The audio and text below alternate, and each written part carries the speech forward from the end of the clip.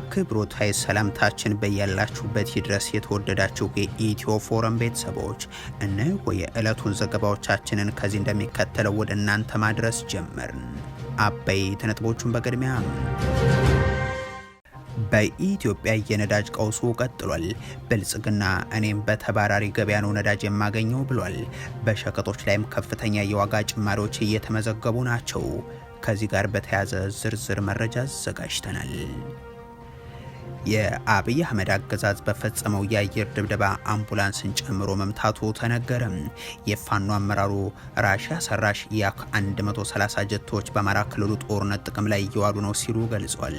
ርዕሰ መስተዳድሩ የብልጽግናው መንግስትን ማጽናት ዘመቻ ላይ ስለመሆናቸው ሲናገሩ የጄኔራሎቹ ዘመቻና እጅ የሰጡት ግለሰብ ጉዳይም መነጋገሪያ ሆኗል። በስፋት የምንመለከተው ጉዳይ ይሆናል። ብልጽግና ሌላኛው አምባሳደሩን ወደ ተባበሩት አረብ ኤሚሬቶች ቤተ መንግስት ልኳል። ከመካከለኛው ምስራቅ ጦርነት ጋር በተያያዘም 120 ቢሊዮን ዶላር በላይ ኪሳራ አጋጥሟታል የሚባልለት አቡዳቢን የ4 ኪሎ አስተዳደር ለአፍሪካ ቀንድ መረጋጋት የምትሰራ የሚል መወድስ ማቅረቡም ተዘግቧል። ሌላኛው መረጃችን ነው። የአየር ክልሉ ለአሜሪካ የጦር አውሮፕላኖች ዝግ እየተደረገ ስለመሆኑ ተነገረም። በዱባይ ድፍድፍ ነዳጅ የጫነችው መርከብ በኢራን ጥቃት መጋየቷ ተሰምቷል። ኢራን ከአሜሪካ ጋር ለሚደረግ ድርድር የመተማመን ደረጃችን ዜሮ ነው ብላለች። ሀገሪቱ የእስራኤልና የአሜሪካ ወታደራዊ ማዕከላትን መምታቷን ስታሳውቅ፣ ዶናልድ ትራምፕ ደግሞ አልተባበሩኝም ያሏቸውን የአውሮፓ ሀገራትን አስጠንቅቋል። የተወደዳችሁ የኢትዮ ፎረም ቤተሰቦች አብራችሁን ስትቆዩ እነዚህን እና ሌሎችን መረጃዎችን ታደምጣላችሁ። ሰናይ ቆይታ ይሆንላችሁ። በኢትዮጵያ የነዳጅ ቀውሱ ቀጥሏል። ብልጽግና እኔም በተባራሪ ገበያ ነው ነዳጅ የማገኘው ብሏል። በሸቀጦች ላይም ከፍተኛ የዋጋ ጭማሪዎች እየተመዘገቡ ናቸው።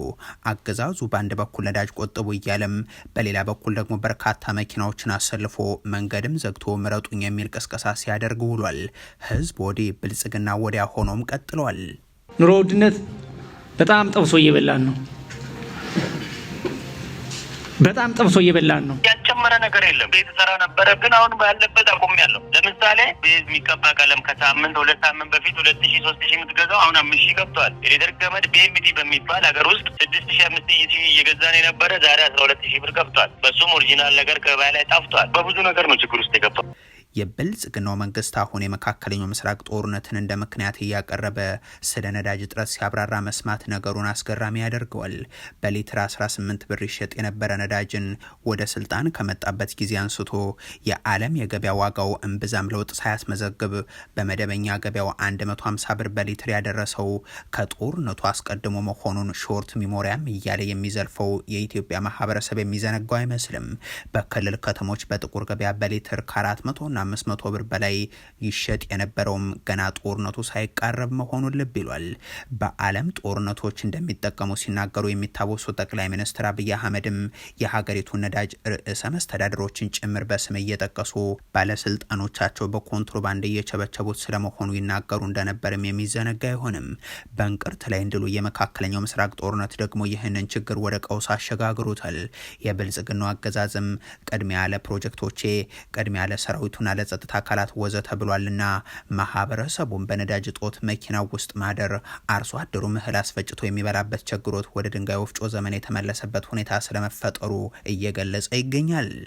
ድንጋይ ወፍጮ የሚባል አለ። እሱን እንደገና እናቶቻችን እየፈጩ ሚስቶቻችን እየፈጩ ነው ያሉት። ወደ ድሮ ተመልሷል። ገበሬው ፍቃይ ነው ሲኖረ ነው ግን አሁን የለንም። አብዛኛው ወረዳ ላይ ነዳጅ አይገባም። መብራት ዲምላይቱ ከምሽቱ 12 ሰዓት እስከ ሌሊቱ 12 ሰዓት እናቶች ወፍጮ ቤት ነው ያደሩ። ያም ሆኖ ግን 10 ኪሎ እህል ሳይፈጭ ነው ያደረ።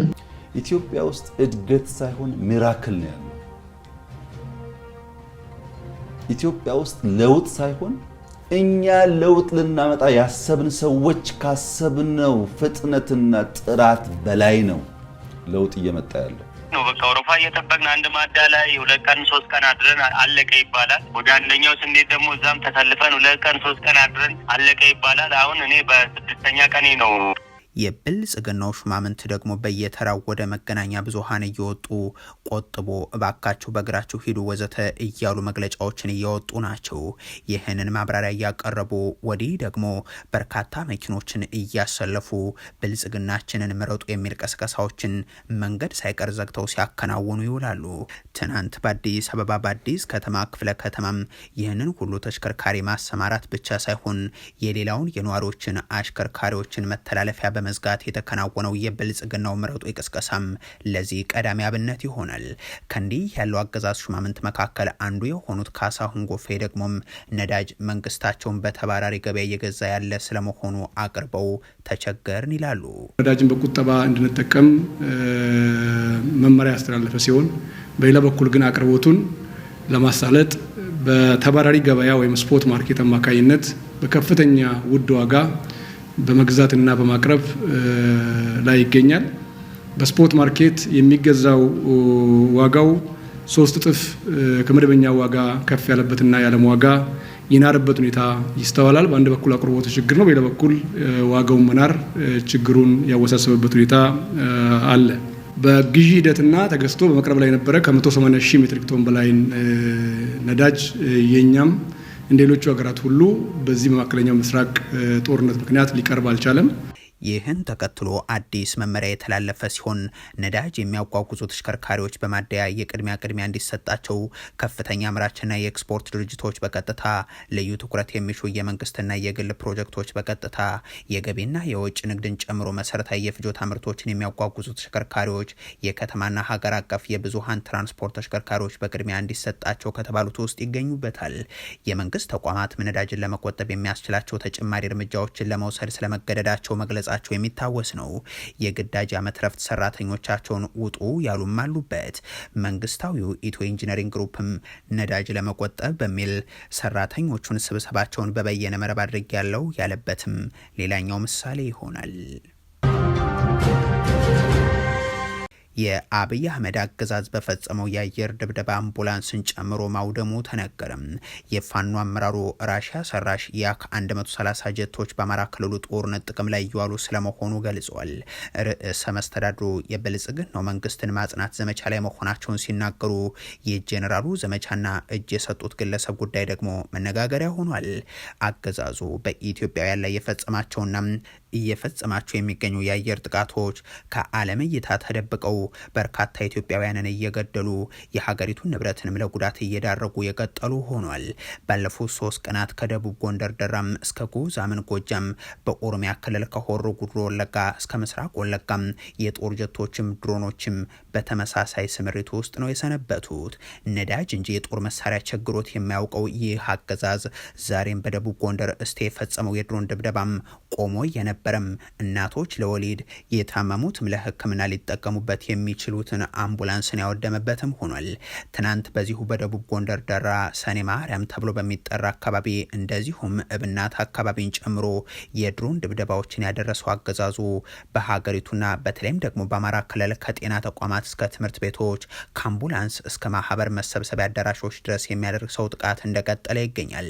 ትናንት በጎጃም ቀጠና የቦቅላ ተብሎ በሚጠራው አካባቢ የሆነውም ይሄው ነው። የፋኖ አመራሩ አስረስ ማረ በዚሁ አካባቢ ያ130 በተሰኘ ራሽያ ሰራሽ ጀት ተመላልሶ ድብደባ አድርሷል። አብዛኞቹ ጥቃቶቹ ቢከሽፉም ነገር ግን የተወሰኑት በአካባቢው ነዋሪዎች ላይ መስዋዕትነትን ማስከፈላቸው አልቀረም ብለዋል። ሰሞነኛው የአየር ድብደባ በአማራ ክልል ብቻ ሳይሆን በኦሮሚያ ክልል በተለይም በወለጋ የተለያዩ ስፍራዎችም እየተከናወነ ያለ ስለመሆኑ መዘገባችን የሚታወስ ነው። በአማራ ክልል ደግሞ የምርጫ ድግሱን በተቻለ መጠን በተለያዩ ስፍራዎች ለማስፋት በሚል ጄኔራሎች ወታደራዊ ስምሪት ተሰጥቷቸዋል። በደቡብ ጎንደር ብልጽግና ባለፉት ወራት ያጣቸውን ወረዳዎችን ዳግም ለማስመለስ በሚል ጠንካራ ውጊያዎች የተቀሰቀሱ ሲሆን የመከላከያ ሰራዊቱ ለአንድ ወር ያክል በፋኖ ኃይሎች ቁጥጥር ስር የነበረችው ከዞኑ ከተሞች መካከል አንዷም የሆነችው እብናት ከተማ ስለመግባቱም ታውቋል። በክልሉ የብልጽግና ባለስልጣናት ስልጣን ማጽናት የሚደረግ የምርጫ ዘመቻ ላይ ስለመሆናቸው ደግሞ ርዕሰ መስተዳድሩ አረጋ ከበደ እንዲህ ያረጋግጣሉ። የጸና ህጋዊና ህዝባዊ መንግስት መመስረት ያስፈልጋል ብለን እየሰራን ያለን ህጋዊ የጸና መንግስት በምንልበት ጊዜ በሀገራችን ውስጥ ማንኛውም የመንግስት ስልጣን መያዝ ያለበት በምርጫና በምርጫ ብቻ ነው ብለን እናምናለን። ህገወጥ በሆነ መንገድ ወይም ደግሞ በጦር መሳሪያ በብረት የሚገኝ ስልጣን በአማራ ክልል በዚህ የደቡብ ጎንደር ቀጠና ከሚደረገው ውጊያ ባሻገርም በሌሎችም አካባቢዎች በአየር ኃይል ጭምር የታገዙ የተኩስ ልውጦች እየተከናወኑ ስለመሆናቸውም ታውቋል። በጎጃም ቀጠና ደብረ ማርቆስ በአድማ ብተና አባላት ተሽከርካሪ ላይ የተፈጸመ ጥቃት የበርካቶችን ህይወት ነጥቋል። በደጋዳሞት ዳማ ማርቆስ ተብሎ በሚጠራ ስፍራ የነበረው ውጊያም ጥቂት የማይባሉ የመንግስት ወታደሮች ለሞትና ለአካል ጉዳት የዳረገ ሆኗል። በቴሌሊ ከተማ ዙሪያን በርካታ የጦር መሳሪያ በፋኖ ኃይሎች የተወሰደበት ውጊያ እንደነበር መዘገቡ የሚታወስ ነው። በወሎ ቀጠና ደግሞ ከወልዲያ ቅርብ ርቀት መርጦ ተብሎ በሚጠራው አካባቢም ሰዓታትን የፈጀ ውጊያ መደረጉ በዛው በደቡብ ወሎ መቅደላም ኮሬብ ተብሎ በሚጠራ ስፍራም የደፈጣ ጥቃት መድረሱ ዳውንትና ላሊበላ ብልባላ ተብሎ በሚጠራው ስፍራም እንደዚሁ ጥቃቶች መመዝገባቸው ተሰምቷል።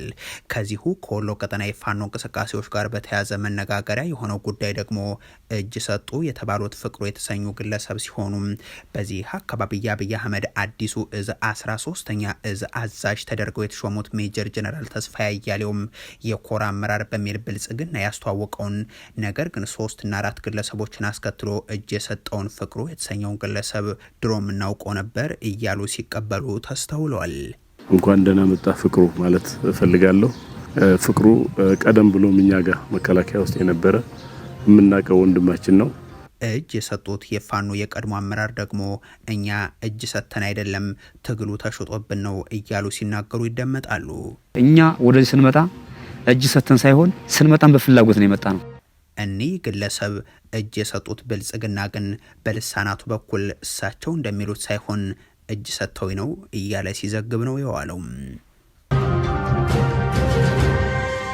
ብልጽግና ሌላኛው አምባሳደሩን ወደ ተባበሩት አረብ ኤምሬቶች ቤተ መንግስት ልኳል። ከመካከለኛው ምስራቅ ጦርነት ጋር በተያያዘም 120 ቢሊዮን ዶላር በላይ ኪሳራ አጋጥሟታል የተባለላት አቡዳቢን የ4 ኪሎ አስተዳደር ለአፍሪካ ቀንድ መረጋጋት የምትሰራ የሚል መወድስ ማቅረቡም ተዘግቧል። በእርግጥ የተባበሩት አረብ ኤምሬቶች እንኳን የአፍሪካ ቀንድ ማረጋጋትን ቀርቶም የብልጽግናው አገዛዝም ተረጋግቶ ይቀጥል ዘንድ ማድረግ ተስኗታል የሚሉ አስተያየት ሰጪዎች አሉ። ብልጽግና ግን ሱዳንን እያተራመሰች ኢትዮጵያንም እያመሰች በሶማሊያ ቀውስ ውስጥ እየተሳተፈች የምትገኘዋን የተባበሩት አረብ ኤምሬቶችን ለቀጠናው መረጋጋት የምትደክም በማለት አወድሷል። ጠቅላይ ሚኒስትር አብይ አህመድ በመካከለኛው ምስራቅ ጦርነት ወቅት የዓለም አብዛኞቹ ሀገራት ጉዳዩን በገለልተኝነት እየተመለከቱት በሚገኙበት በዚህ ጊዜም እሳቸው ግን ኢራንን የሚያወግዙበት አቋምን ይዘው ነው ብቅ ያሉት። ይህን ለማጠናከር በሚመስል መልኩም አስታጣቂያቸው ገንዘብም አቀባያቸው የሆኑት አቡዳቢ ድረስ ተጉዘውም ነበር። ይህ ጉዟቸው የክፉ ቀን ጓድ መስሎ በመታየት ውስጥ ጦርነቶቻቸው ላይ አጋር ፍለጋ እንደሆነ የሚገመት ነው። የዚህ ቀጣይ ክፍል በሚመስል አኳኋን ብልጽግና አምባሳደሩን ወደ አቡዳቢው ቤተ መንግስት መላኩም ተሰምቷል።